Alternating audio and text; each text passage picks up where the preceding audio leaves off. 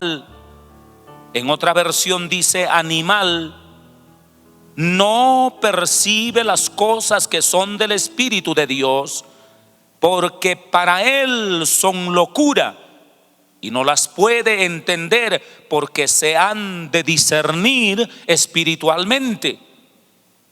En cambio, el espiritual juzga todas las cosas, pero él no es juzgado de nadie. Porque ¿quién conoció la mente del Señor? ¿Quién le instruirá? Mas nosotros tenemos la mente de Cristo.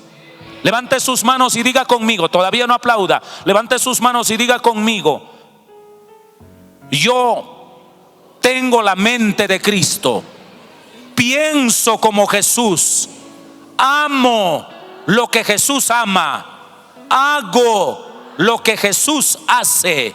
Yo tengo la mente de Cristo. Amén. Ahora sí, dale un aplauso a Él. Y cuando va a hacerlo, hágalo bien para el Señor.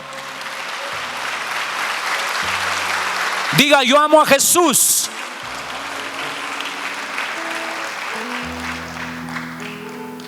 Diga: yo amo a Jesús. Yo puedo creerle más o menos. Nuestra selección goleó a Grecia 3-1. 3-0 fue. Casi nos hacen el 1. Y el postazo ese, que hasta ahora está temblando el arco. Bueno, está bien, 3-0. Era un pedazo de cuero metido entre 3 palos. ¿Cuánto gritó la gente? Cuéntenme. Muy bien. Aquí estamos adorando a Jesús. ¿Cuántos aman a Jesús? ¿Cuántos aman a Jesús? ¿Cuántos quieren darle un aplauso fuerte a Él? Aleluya. Amén. Aleluya. Tome asiento.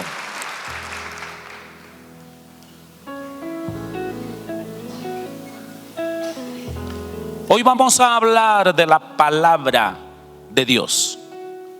Pero vamos a hablar de una particularidad de la palabra de Dios. Vamos a hablar del poder de Dios, de la palabra de Dios, perdón. Del poder de la palabra de Dios. ¿De qué hablaremos, iglesia? Poder de la palabra de Dios. Poder de la palabra de Dios.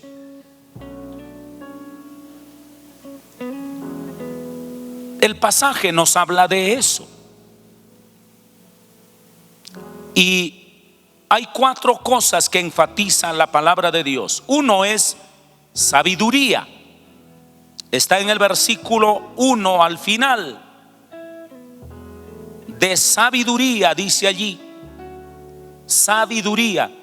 Más adelante dirá la sabiduría de Dios. En el versículo 7 dice: hablamos sabiduría de quién.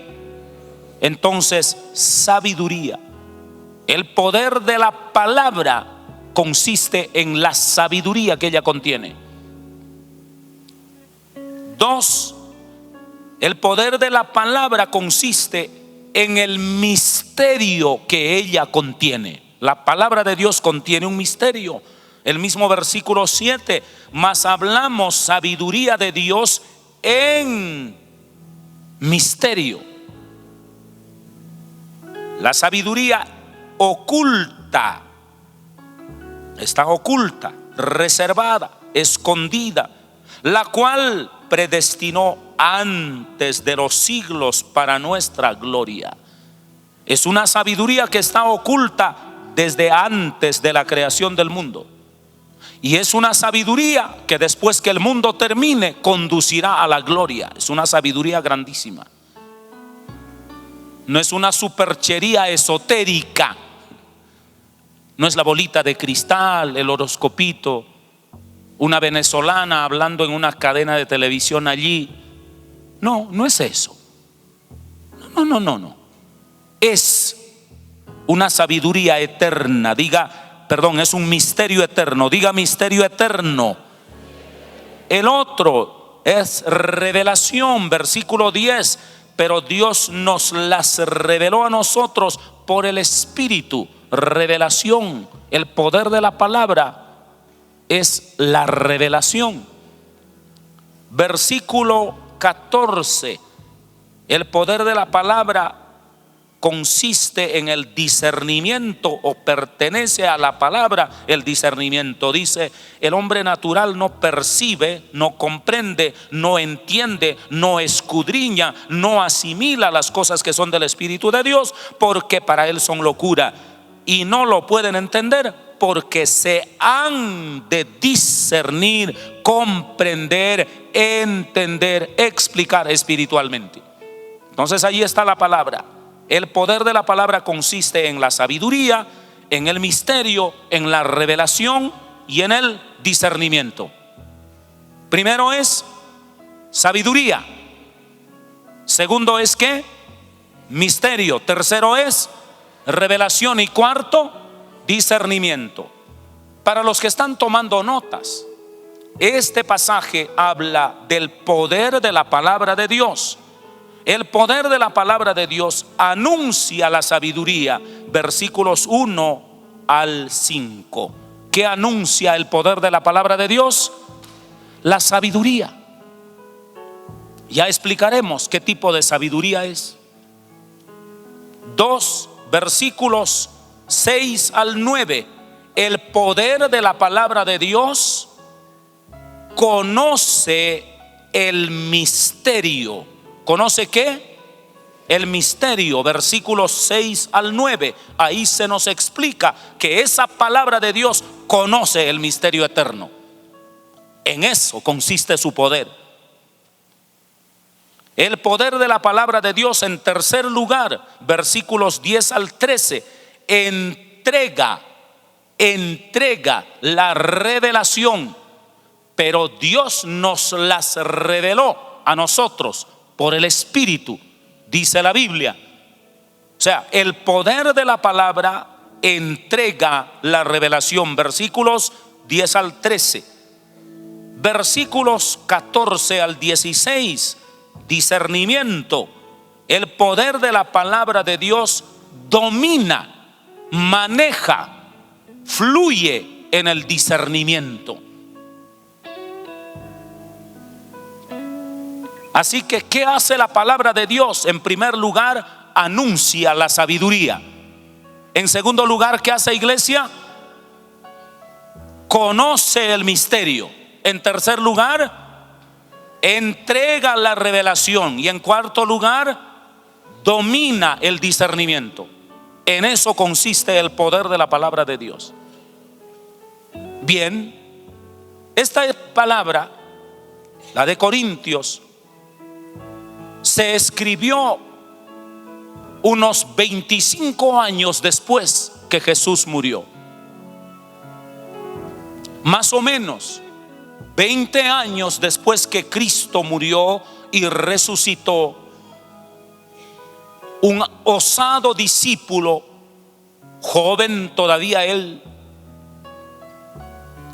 en su segundo viaje misionero llegó hasta Grecia, y allí en un estrecho en el istmo del Peloponeso fundó en la ciudad de Corinto una iglesia. La ciudad en esos días tenía más o menos 600,000 habitantes. Esos 600,000 habitantes estaban llenos de sabiduría griega. Eran conocedores de toda la política del Imperio Romano. Conocían toda la estructura militar de Roma. Por sus puertos pasaba todo el comercio internacional. Una flota mercante que tardaba de 6 a 9 meses llevando ingentes cantidades de trigo, pasaba de Alejandría a Roma, y de Roma al oriente pasaba llevando mercenarios, llevando soldados, llevando funcionarios políticos y militares. Y ese era un puerto de tráfico impresionante. Y por allí pululaban también culturas del oriente, las culturas mistéricas. Allí pululaban todo tipo de sabiondos. Y la gente estaba agremiada en filósofos, agremiada en comerciantes, agremiada en militares, agremiada en comerciantes, en marineros, en pescadores, y cada uno de ellos tenía su líder. Era una sociedad, una ciudad absolutamente pujante. Claro que la prostitución también estaba a la luz del día en todas sus calles. A esa ciudad cosmopolita llegó el apóstol Pablo 20 años después de la muerte de Cristo, y allí fundó una iglesia y les predicó el evangelio. Y cuando les predicó el evangelio, la ciudad comenzó a llenarse de la fe de Cristo Jesús, y la iglesia creció. Y como tenían un único modelo, y es el modelo de la ciudad, ellos aprendieron del modelo de la ciudad a también buscar al interior de la iglesia una especie de agremiaciones. Entonces resultó un grupo diciendo: yo soy de Cefas, yo soy de Pedro, porque Pedro fue el primer discípulo de Cristo, así es que yo estoy con el primero. Llegaba el otro gremio y decía: oye, yo soy de Apolos, porque Apolos es un hombre muy sabio y es casi como el filósofo Aristóteles, y por eso yo soy de Apolos.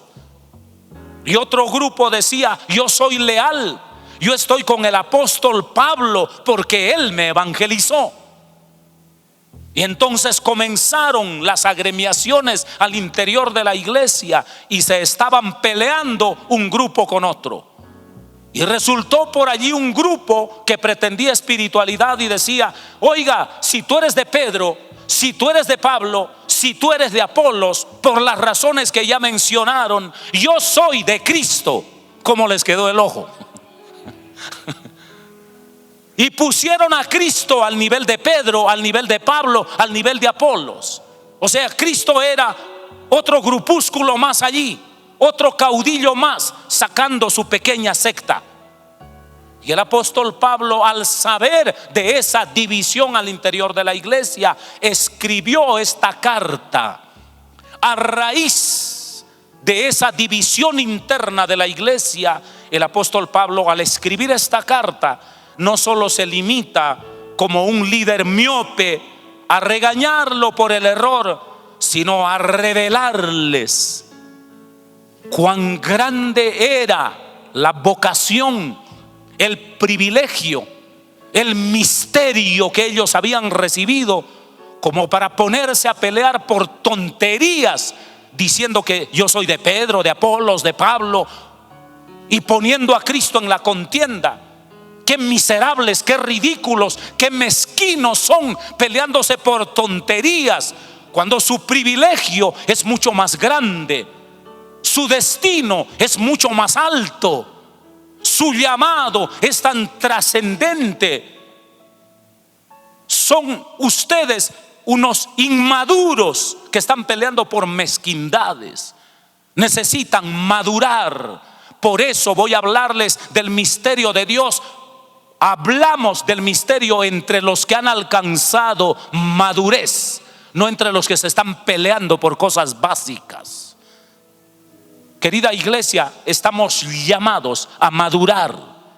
Jóvenes queridos, si nosotros los adultos, desde lo psicológico como padres, queremos retenerlos en la infancia, ay mi bebé, queremos que siempre tomen leche, queremos siempre cambiarle los pañales. No, los muchachos crecen y hay que dejarlos volar.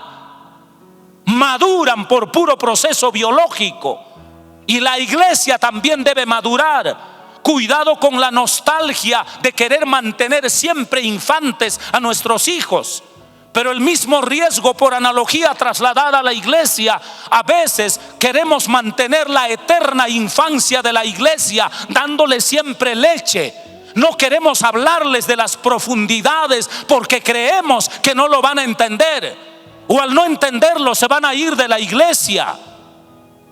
No, no queremos infantes eternos, queremos que maduren, porque hablamos sabiduría entre los que han alcanzado madurez. Porque los inmaduros se pelean como los bebés. Mi papá es solo mío, abraza el niño al papá. La niña abraza a la mamá, mi mamá es solo mía. Pero cuando uno es grande, uno entiende que papá es para todos por igual. Las divisiones vienen cuando hay gente inmadura. Y el apóstol Pablo dirá: hay que hablar de cosas maduras, queridos jóvenes. Ahora la pregunta es, querida iglesia, ¿quieren ustedes madurar, sí o no? ¿Cuántos quieren madurar para el Señor? Quiero predicar, quiero tener la dicha de predicar a una iglesia madura, o por lo menos que lo intenta, que está dejando los pañales espirituales.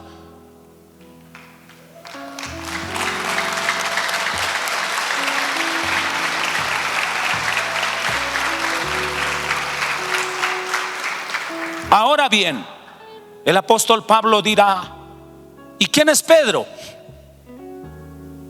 ¿Y quién es Apolos? ¿Y quién es Pablo? ¿Murió Pedro por ustedes? ¿Apolos subió a la cruz por ustedes? ¿Yo di mi vida y resucité de los muertos por ustedes? Cuidado con torpezas, dice el apóstol Pablo. ¿A quién seguimos en la iglesia? ¿Quién es nuestro guía, nuestro faro, nuestra luz, nuestro referente? ¿Quién es el todo en nuestra vida, querida iglesia? El apóstol Pablo a partir de eso les hablará y les dirá: ahora voy a desplegarles el poder de la palabra, y a través del poder de la palabra de cómo les anuncié el evangelio. Por eso dirá: el poder de la palabra anuncia en primer lugar la sabiduría celestial. Versículos 1 al 5, anuncia la sabiduría celestial. Porque hay una sabiduría humana, la griega, la sabiduría de los hombres. Ahora, ¿eso es bueno o es malo? La iglesia de hoy, especialmente en América Latina, ha convertido en una especie de privilegio, en una especie de virtud, la ignorancia. Cuanto más ignorante culturalmente es, mejor se siente delante de Dios. Lo que no cae en cuenta es que está adocenando, engordando, protegiendo la ignorancia, creyendo que eso es sinónimo de espiritualidad. Cuidado con eso. Pero por el otro lado está la soberbia de aquellos que, siendo intelectuales, siendo la élite intelectual, habiéndose educado en centros culturales de élite, se sienten con el derecho a tener el control del poder para que un poco de ignorantes lo obedezcan como borregos. Entonces el ignorante se siente privilegiado en su ignorancia, creyendo que así agrada más a Dios. Y el intelectual atrincherado en su élite cultural cree que tiene el derecho de manipular a un poco de borregos incultos. Y Pablo terminará diciendo: ni lo uno ni lo otro. El que pueda salir de su ignorancia, salga lo más rápido que pueda. Pero que el sabio no se engañe, porque la sabiduría es buena. El comercio es bueno, la sabiduría griega es buena, la flota mercante es buena, la política romana es buena. Todo cuanto se hace en la sociedad es buena, pero todo aquello que es bueno nunca podrá guiarnos a la eternidad. Nunca podrá llevarnos a la gloria de Dios. No nos dará vida eterna. La sabiduría humana no nos dará vida eterna. Lo que nos va a dar vida eterna es la sabiduría celestial, la sabiduría que viene de Dios, la sabiduría que viene del cielo. Ese es lo que nos va a dar vida eterna. A partir de esto, muchos han predicado contra el estudio, contra los colegios, contra las universidades, y hay que maltratar a los que son profesionales. Eso no es lo que la Biblia dice. Querido joven, estudie lo más que pueda. ¿Cómo me gustaría tener a todos los premios Nobel sentados acá? ¿Cómo me gustaría tener a todos los rectores de las universidades del mundo sentadas acá? Respetando su capacidad, sabiendo sus límites, de que para el tiempo, para la historia, para la humanidad, para lo material, para lo cultural, para lo científico, para lo tecnológico, ellos son nuestra respuesta. Pero ellos no son nuestra respuesta para la eternidad. A la eternidad no se llega con la sabiduría humana.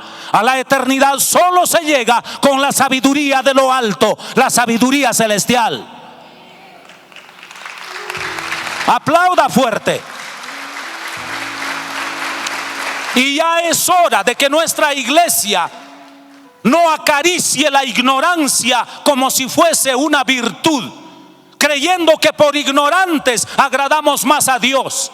Como ignorantes solo somos caldo de cultivo, caldo de explotación de un poco de demagogos y de elitistas intelectuales que creen que ellos tienen derecho a educarse muy bien para tener embrutecidos a un poco de borregos que les van a obedecer a ciegas.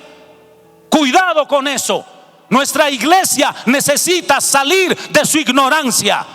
Cuanto más estudien nuestros jóvenes, cuanto mejor se eduquen, cuanto más avancen, mejor y mejor y mejor. Ya es tiempo que los intelectuales de nuestra iglesia no salgan a correr. Ya es tiempo de que se queden acá y que por el contrario los de afuera vengan, porque solo la sabiduría celestial les dará acceso a la eternidad. Y por eso Pablo dirá, no es la sabiduría de Apolos que sintetiza la sabiduría aristotélica o griega. No es la sabiduría de Pedro por haber sido el primero. Quien golpea primero golpea dos veces. No es la sabiduría de Pablo que por haberles traído el evangelio ahora es dueño de ustedes. Nada de eso. Lo que necesitamos es entender, ojo, quién es nuestro Salvador. Pregunta, querida iglesia, ¿cuántos creen, que solo Jesucristo es nuestro Salvador? Y eso es lo que Pablo está diciendo. Jesucristo es nuestro guía a la eternidad. Pero dice, se ha manifestado en una paradoja, dice el apóstol Pablo. Se ha manifestado en una paradoja. ¿Por qué? Porque yo vine con temor, con temblor, vine con mucho respeto, con mucho temor, con mucho temblor, con debilidad vine a predicarles el evangelio. No fue mi sabiduría, no fue mi excelencia, no fue la humana. ¿Por qué? Porque cuando uno confía en la sabiduría humana, uno se llena de arrogancia, uno se llena de vanidad, uno se llena de petulancia. Aquel que tiene algún poder se cree el dueño de todo el mundo. Ese es el modelo de la sabiduría humana. Ese no es el modelo de la sabiduría divina. Y Pablo dirá, el modelo de la sabiduría divina es en debilidad. Es desde la cruz. Es débil. Es vituperado. Es sacrificado. Es maltratado. Es humillado. Allí nace la sabiduría de Dios. Jesucristo crucificado, muerto y resucitado es la síntesis de la sabiduría de Dios. ¿Por qué? Porque es el modelo que Dios escogió para salvar al mundo. No es la fortaleza de los sabios, la riqueza de los ricos, el poder político, el poder de la sabiduría. Nada de eso. Dios ha escogido el modelo de la debilidad como derrotero de salvación. ¿Qué está diciendo la palabra? ¿Qué está diciendo la palabra? La palabra dirá lo siguiente: es un David frente a un Goliat. Es un Israel llamado no porque sea el mejor pueblo, es el pueblo más débil, el pueblo más insignificante de la tierra, pero a ello, a lo débil, lo llamo para que sea luz de las naciones. A David, el impotente, el imperfecto, el infantil, el inmaduro, el inexperto, llamo para que derrote a Goliat. A Pablo, el débil, el frágil, el perseguido, llamo para que anuncie el evangelio. Llamo a un Cristo humillado para que sea el Salvador del mundo. Llamo entre los corintios a un pueblo débil, a la escoria, a los despreciados, a aquellos que han estado en vanidades de idolatría, en excesos sexuales, en un sinnúmero de supercherías. Ese es el modelo de Dios. No es la arrogancia de la sabiduría, es la paradoja de la debilidad el que es ejemplo y modelo de salvación. A lo vil del mundo, a lo débil del mundo, a lo menospreciable del mundo, escogió Dios para avergonzar a los sabios de este siglo y así anunciar el evangelio de Dios. ¿Qué querrá decir eso? Colombia va a entrar a un tiempo de paz. La educación va a mejorar, la salud va a mejorar, la economía va a mejorar, la calidad de vida va a mejorar, nuestra imagen a nivel internacional va a mejorar. Y cuando ella mejore, cuidado con la arrogancia de creer que eso ya es la respuesta para la redención del mundo. No, esa es nuestra fortaleza humana. Pero la salvación del mundo será única y exclusiva a través del modelo del Cristo colgado de la cruz, muriendo en la cruz, cual si fuese un cordero mudo. Ese será el único modelo de salvación. Por eso hoy hay que predicar el evangelio con tanta fuerza, y mañana, cuando la sabiduría crezca, porque las condiciones sociales han mejorado, hay que seguir predicando el modelo del Cristo que cuelga de la cruz. Hoy y siempre solo tendremos que predicar la salvación por la fe en Cristo Jesús. Pablo dirá: cuando estuve entre ustedes no quise saber nada más sino a Jesucristo y a Jesucristo crucificado. Mi mensaje, soy un académico, pero mi mensaje no es la academia.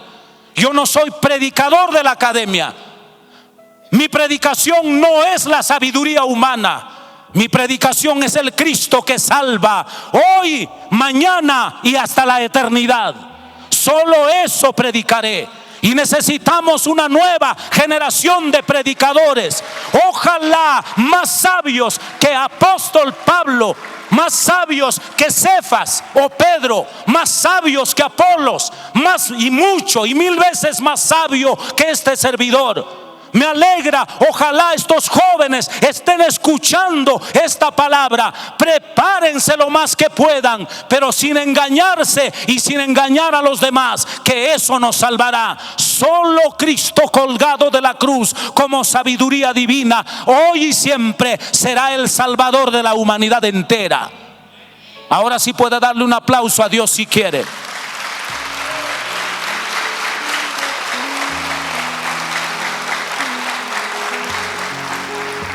En segundo lugar, dirá el apóstol Pablo, el poder de la palabra conoce el misterio, pero no es un misterio baladí, no es un misterio cualquiera.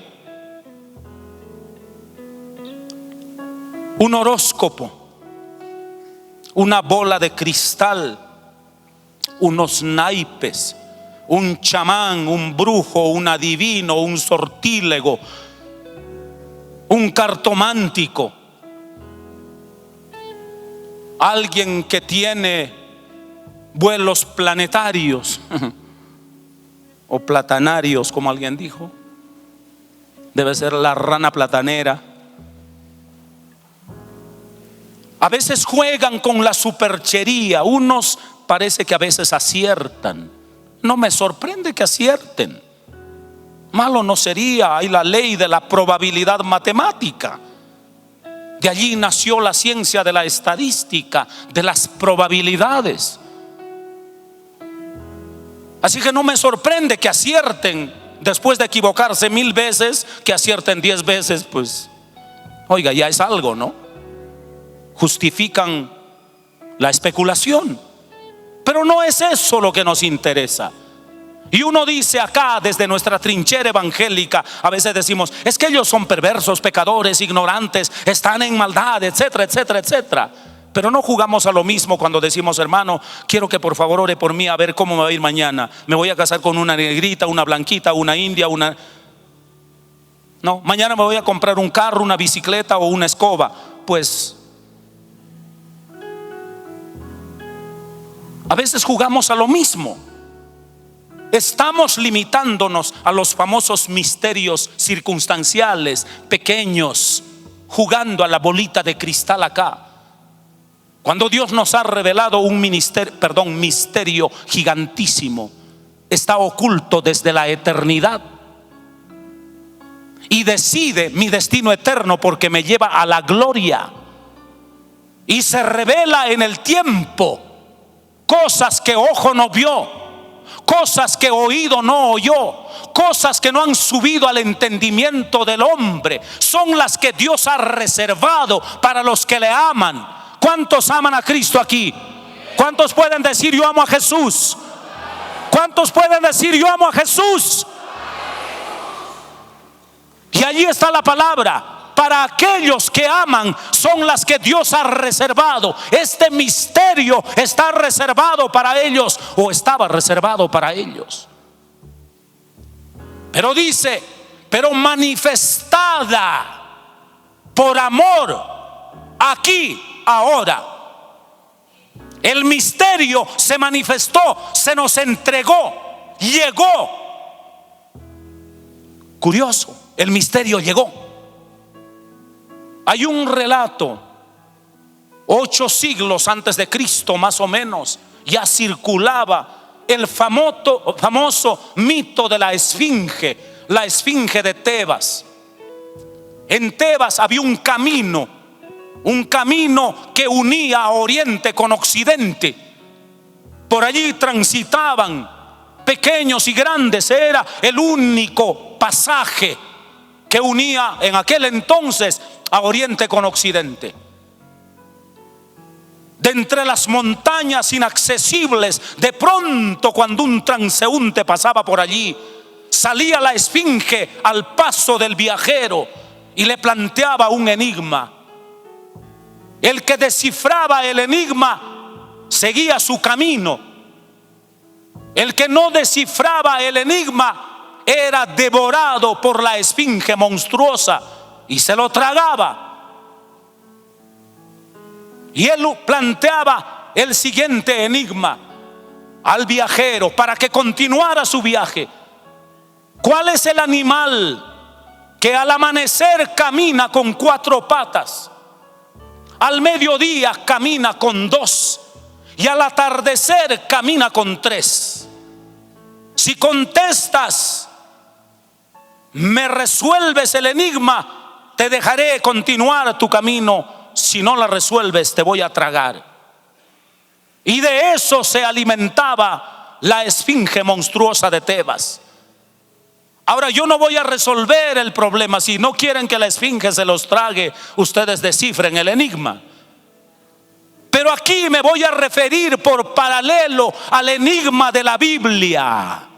¿Cuál es ese gran enigma eternamente oculto? Mira lo que dice la palabra. Mas hablamos sabiduría de Dios en misterio, la sabiduría oculta, la cual Dios lo predestinó antes de la creación del mundo para su gloria, para la gloria.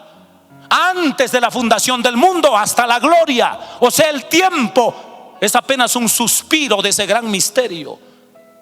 Este tiempo es demasiado pequeño para contener ese misterio. Ese misterio es eterno. Eso no cabe aquí. El tiempo entero, no importa cuántos billones de años dure, es muy pequeño para contener a ese misterio.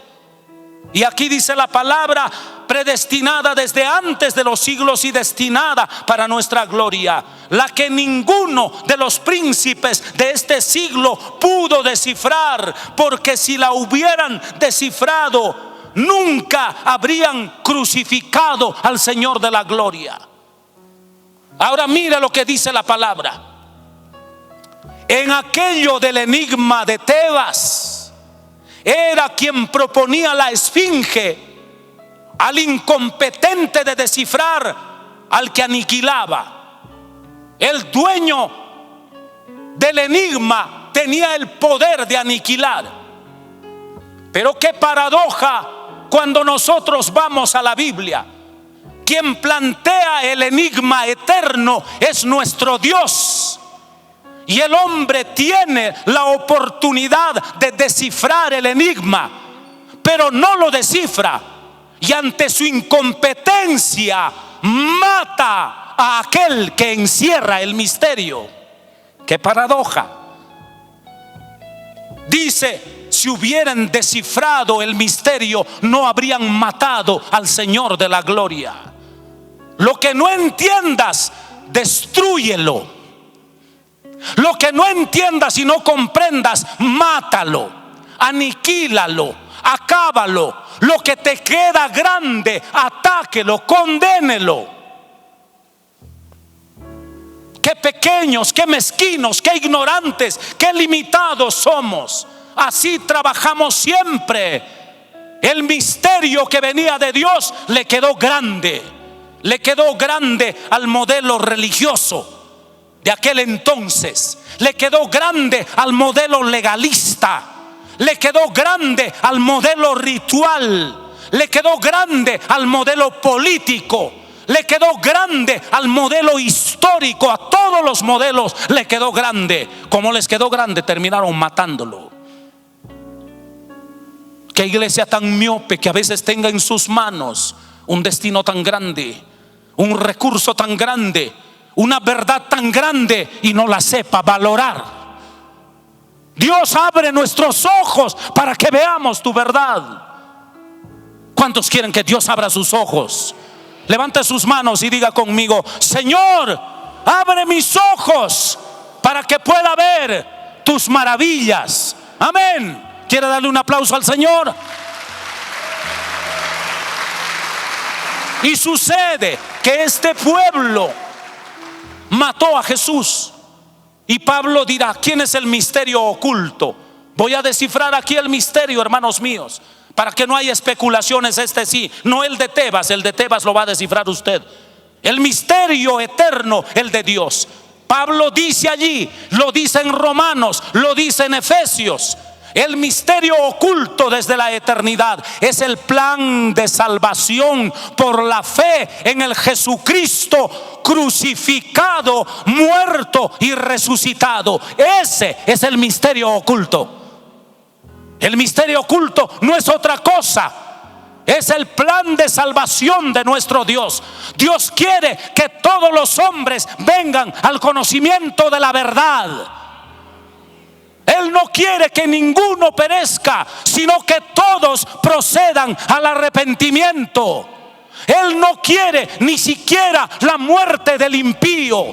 Hasta a los que lo crucificaban, Él dijo: Padre, perdónalos porque no saben lo que hacen. Qué prestos estamos hoy a condenar, a matar, a aniquilar, a matar al hereje, al expulsar al que no da la medida. Claro, si ya matamos a Cristo porque no lo entendimos, ¿por qué no nos va a quedar fácil matar a un humano? ¡Qué tristeza! Necesitamos entender el misterio de Dios. Dios dirá: el misterio oculto ha sido el plan de redención, el plan de salvación. El misterio les fue entregado para que ustedes abrieran los ojos, para que ustedes la descifraran y se aferraran a la vida. Pero ustedes, en lugar de hacerlo, lo mataron. Había un poema que decía: A todas las puertas María llamó y nadie en su angustia la puerta le abrió. Florece en mi vida una nueva canción que al mundo trajiste naciendo en Belén. No importa que encuentres cerrado el mesón, mis puertas abiertas te esperan, Señor. Pueda que todos le cierran la puerta a Cristo Jesús porque les queda grande, pero yo le he abierto mi vida de par en par y seguiré predicando su palabra hasta el día que yo me muera. Y oraré todos los días de mi vida para que de esta nueva generación se levanten hombres y mujeres 1000 veces más capacitados que yo y que prediquen con mayor autoridad ese plan de salvación, ese misterio celestial oculto desde la eternidad, y el único misterio que puede llevarnos a la eternidad. No es la ciencia, no es la sabiduría, no es la cultura, no es la técnica, no es la economía, no es la paz política, no es nada de eso. Es Cristo crucificado, muerto y resucitado, a quien adoramos. Padre, te doy gracias por tu palabra. Te doy gracias por este tiempo. Póngase de pie, querida iglesia. Levante sus manos. Póngase de pie, por favor. Póngase de pie y levante sus manos y dígale al Señor Jesús: mi vida está aquí, Padre. Mi vida está aquí. Dígaselo. Entréguele a Él su vida. Entréguele a Él su vida. Entréguele a Él su destino. Aquí está la oportunidad para que usted se entregue a Él. Hemos escuchado un mensaje transformador. Si desea conocer más de nuestra iglesia, le invitamos a visitar nuestra página web www.wesleyananorte.com o en las redes sociales nos encuentra como @wesleyananorte. Para obtener mayor información, nuestra línea telefónica 672-4218 en Bogotá, Colombia.